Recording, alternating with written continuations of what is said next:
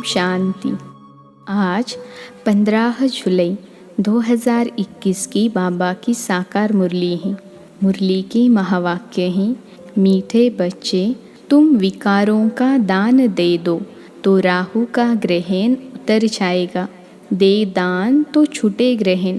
प्रश्न है, वृक्षपति बाप अपने भारतवासी बच्चों पर बृहस्पति की दशा बिठाने के लिए कौन सी स्मृति दिलाते हैं? उत्तर है, हे भारतवासी बच्चों, तुम्हारा आदि सनातन देवी देवता धर्म अति श्रेष्ठ था। तुम सर्वगुण संपन्न 16 कला संपूर्ण थे। तुम मुझ सागर के बच्चे काम चिता पर बैठ काले हो गए हो। ग्रहण लग गया है।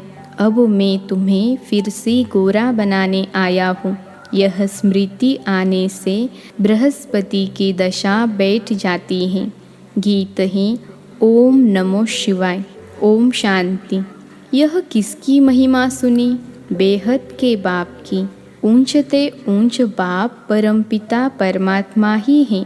लौकिक बाप के लिए तो सब नहीं कहेंगे। बच्चे जानते हैं सब आत्माओं का पारलौकिक बाप वह है ऊंचते ऊंच। उनका नाम ही है शिव। बिगर नाम रूप के तो कोई चीज़ होती नहीं। इस समय सबको राहु का ग्रहण लगा हुआ है, इसलिए इनको आयरन एजड वर्ल्ड कहा जाता है।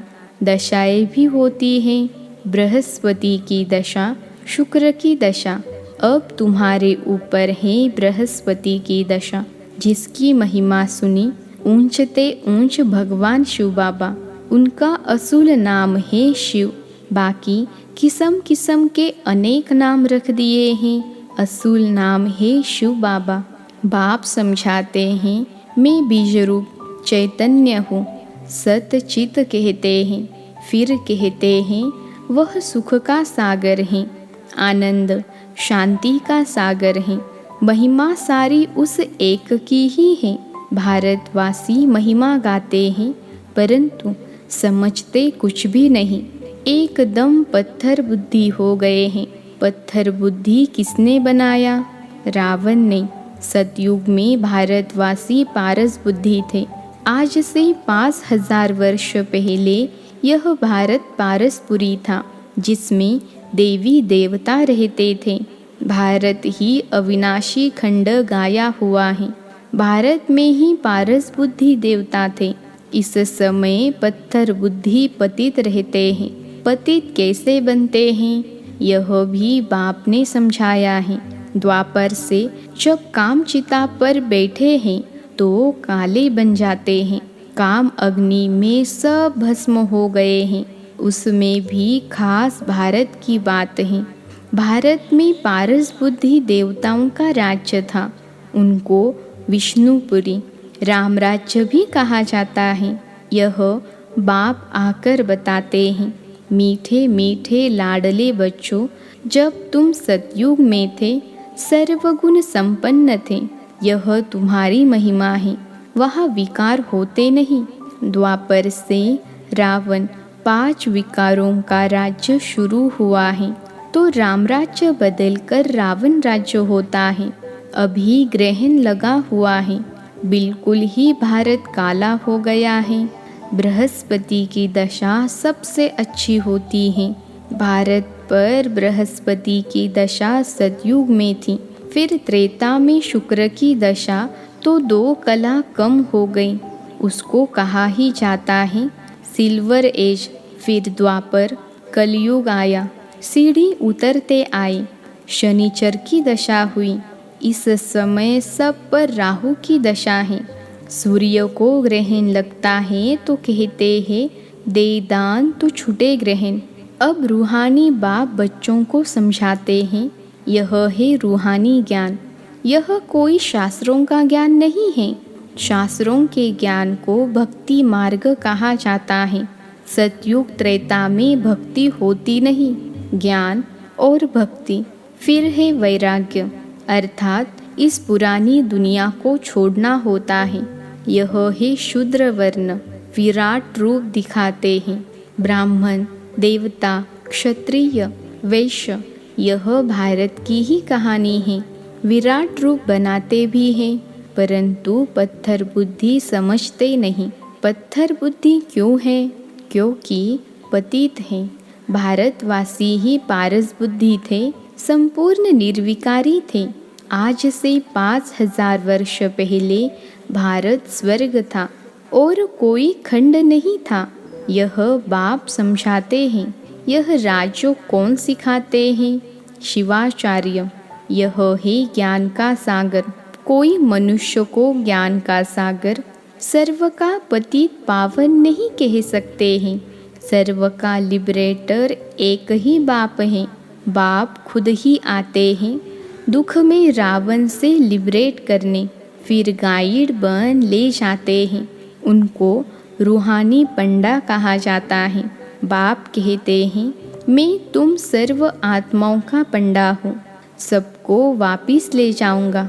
मेरे जैसा गाइड कोई होता नहीं। कहते भी हैं, God father is liberator, guide blissful, सबके ऊपर रहम करते हैं। क्योंकि सब सागर के बच्चे काम चिता पर बैठ जल मरे हैं। उसमें भी खास भारत की बात है। बाप कहते हैं, तुम 16 कला संपूर्ण निर्विकारी थे। अब काम चिता पर बैठ तुम क्या बन गए हो? अब फिर बाप आए हैं। वृक्षपति बाप आकर मनुष्य मात्र पर बृहस्पति की दशा बिठाते हैं। खास भारत आम विश्व पर इस समय राहु का ग्रहण लगा हुआ है। बाप कहते हैं, मैं ही आकर भारत की खास दुनिया की आम गति सद्गति करता हूँ। तुम यहाँ आए ही हो पारस बुद्धि बनने। मोस्ट बिलवेड बाप हुआ। सब आशिकों का माशूक एक ही है। सब नेशन में लिंग जरूर बनाते हैं, क्योंकि सबका बाप है ना। शिव के मंदिर भारत में बहुत हैं, जिसको शिवालय कहते हैं, रहने का स्थान। सतयुग में ही देवी देवता धर्म के मनुष्य, परंतु वह धर्म कब था, उनका राज्य कब था, यह पता नहीं है। सतयुग की आयु लंबी लिख दी है। बाप बैठ समझाते हैं, तुम्हारे ऊपर अब बृहस्पति की दशा बैठ रही है 21 जन्म के लिए। वृक्षपति है ज्ञान का सागर पतित पावन, जिसको सब पुकारते हैं। तुम मात पिता हम बालक तेरे, सब उनकी महिमा करते हैं। बरोबर सतयुग त्रेता में सुख घनेरे थे, जबकि बाप हेविनली गॉड फादर हैं, स्वर्ग का रचयिता हैं। तो ज़रूर हम भी स्वर्ग में होने चाहिए। बाप समझाते हैं, तुम सब स्वर्गवासी थे, अब नर्कवासी बने हो। भारत का ही आदि सनातन देवी देवता धर्म है। जैसे क्रिश्चियन धर्म के हैं, वह क्रिश्चियन धर्म के ही चले आते हैं। बाप कहते हैं, तुम देवी देवता धर्म वाले अपने धर्म को क्यों भूल गए हो, जबकि तुम देवी देवता धर्म के थे। बाप स्मृति दिलाते हैं, तुम्हारा सबसे श्रेष्ठ धर्म कर्म था। अभी तुम नीच पापी कंगाल बन गए हो। तुम हो ही देवताओं के पुजारी, फिर अपने को हिंदू क्यों कहलाते हो? भारत का यह क्या हाल हो गया है? जो देवता धर्म के हैं, वह विकारी बनने के कारण अपने को देवता कहलाते नहीं। बाप कहते हैं, अभी इस पतित दुनिया का अंत है। महाभारत लड़ाई भी खड़ी है। भगवान उवाच, हम तुमको सतयुग के लिए राजयोग सिखाता हूँ। भगवान तो एक ही हैं, हम उनके बच्चे सालीग्राम हैं। बाप कहते हैं, तुम जो पूज्य थे वही पुजारी भगत बन गए हो। अब फिर ज्ञान लेते हो पूज्य देवता बनने के लिए। फिर द्वापर से पूज्य सो पुजारी बन जाएंगे। तुम पूरे 84 जन्म लेते हो।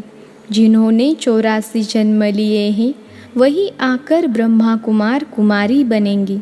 ब्रह्मा द्वारा आदि सनातन धर्म की स्थापना, यह भी गाया हुआ है। प्रजापिता है तो बहुत बच्चे भी होंगे, वह तो ज़रूर यहाँ ही चाहिए। कितनी ढेर प्रजा है, इन ब्राह्मणों को ही फिर देवता बनना है। बाप आकर शूद्र से बदल ब्राह्मण धर्म की स्थापना करते हैं। इस संगम युग पर ही आदि सनातन देवी देवता धर्म की स्थापना होती है। यह है कल्याणकारी संगम युग। इस लड़ाई को ही कल्याणकारी कहा जाता है। इस विनाश के बाद ही फिर स्वर्ग के गेट खुलते हैं। तुम यहाँ आए हो स्वर्गवासी बनने व विष्णुपुरी में चलने। तुम बच्चों पर अब अविनाशी बृहस्पति की दशा है। 16 कला संपूर्ण कहा जाता है। फिर 2 कला कम होती हैं तो शुक्र की दशा कहा जाता है। सतयुग में बृहस्पति की दशा है, फिर त्रेता में शुक्र की दशा, फिर नीचे गिरते आए हो। मंगल की, शनिचर की, राहु की दशा भी होती है। जन्म जन्मांतर उल्टी दशाएं फिरती आई हैं। अब बाप द्वारा बृहस्पति की दशा बैठी है। यह है बेहद का बाप, ज्ञान का सागर, पतित पावन। वही तुम्हारा बाप भी है, शिक्षक भी है, सतगुरु भी है। बाकी सब है झूठे, किसकी सद्गति कर नहीं सकते। इसको कहा जाता है विशेष वर्ल्ड, वह है वाइसलेस वर्ल्ड। अब विशेष वर्ल्ड में सभी बहुत दुखी हैं। लड़ाई, महामारी, क्या क्या हो रहा है। इसको कहा जाता है खूने नाहिक खेल। बिगर कोई कसूर के क्या क्या करते रहते हैं। एक ही बॉम्ब ऐसा गिराएंगे जो झट सारे खलास हो जाए। यह वही संगम युग का समय है। तुम देवताओं के लिए फिर नई दुनिया चाहिए। तो अब बाप कहते हैं, मीठे मीठे बच्चे मन मना भव। यह कौन से बाप ने कहा? शिव बाबा ने। वह तो है निराकार। यूँ निराकार तो तुम भी हो, परंतु तुम पुनर्जन्म में आते हो, मैं नहीं आता हूँ। इस समय सब पतित हैं, एक भी पावन नहीं। पतित बनना ही है, सतो रजो तमो में उतरना पड़े। इस समय सारा झाड़ जड़जड़ीभूत अवस्था को पाया हुआ है। दुनिया बिल्कुल पुरानी हो गई है। इस समय अब फिर से उनको नया बनाना पड़े। पति दुनिया में देखो मनुष्य कितने हैं। पावन दुनिया में बहुत थोड़े राज्य करते हैं। एक ही धर्म था और कोई धर्म नहीं था। भारत को ही हेविन कहा जाता है। गाया जाता है, घट ही में सूर्य, घट ही में चंद्रमा। सतयुग में 9 लाख होंगे, फिर पीछे वृद्धि होती है। पहले बहुत छोटा फूलों का झाड़ होता है, कांटों का कितना बड़ा फॉरेस्ट है। दिल्ली में मुगल गार्डन देखो कितना अच्छा है, उससे बड़ा कोई गार्डन नहीं। फॉरेस्ट देखो कितना बड़ा होता है। सतयुगी गार्डन भी बहुत छोटा है, फिर वृद्धि को पाते पाते बड़ा होता जाता है। अभी तो कांटों का जंगल हो गया है। रावण के आने से कांटे बन जाते हैं। यह है कांटों का जंगल। आपस में लड़ते हैं तो एक दो को मारते हैं। कितना क्रोध है, बंदर से भी बदतर कहा जाता है। तो बाप कहते हैं, मेरे लाडले बच्चे, तुम्हारे ऊपर अभी वृक्षपति की दशा है। अब दे दान तो छूटे ग्रहण। संपूर्ण निर्विकारी अब यहाँ बनना है। फिर यह शरीर छोड़ जाकर शिवालय में आ जाएंगे। शिवालय में बहुत सुख होता है। देवी देवताओं का राज्य है। सतयुग को कहा जाता है शिवालय, कलयुग को कहा जाता है वैशालय। यह वैशालय रावण ने स्थापन किया है। अब बाप कहते हैं, पतित से पावन बनना है। कैसे बनेंगे? क्या त्रिवेणी में, गंगा में स्नान करने से पावन बन जाएंगे? यह तो जन्म जन्मांतर करते आए हो। करोड़ों मनुष्य जाकर स्नान करते हैं। बहुत नदियाँ, नाले, तालाब आदि हैं जहाँ पानी देखते हैं जाकर स्नान करते हैं, क्योंकि अपने को पतित समझते हैं। अब पारसनाथ तुम्हारी पारस बुद्धि बना रहे हैं, तो ऐसे पारसनाथ बाप को कितना प्यार से याद करना चाहिए। अच्छा, मीठे मीठे सिखिलते बच्चों प्रति माता पिता बाप दादा का याद प्यार और गुड मॉर्निंग। रूहानी बाप की रूहानी बच्चों को नमस्ते। हम रूहानी बच्चों की रूहानी माता पिता बाप दादा को याद प्यार, गुड मॉर्निंग और नमस्ते बाबा नमस्ते। धारणा के लिए मुख्य सार। पहली पॉइंट है, इस कांटों की दुनिया से फूलों के बगीचे में जाने के लिए जो भी कांटे यानी विकार हैं उन्हें निकाल देना है। पारस बनाने वाले बाप को बड़े प्यार से याद करना है। दूसरी पॉइंट है, इस कल्याणकारी संगम युग पर शूद्र से ब्राह्मण सो देवता बनने का पुरुषार्थ करना है। राहु के ग्रहण को उतारने के लिए विकारों का दान देना है। आज का वरदान है, संगठन में एकमत और एकरस स्थिति द्वारा सफलता प्राप्त करने वाले सच्चे स्नेही भव।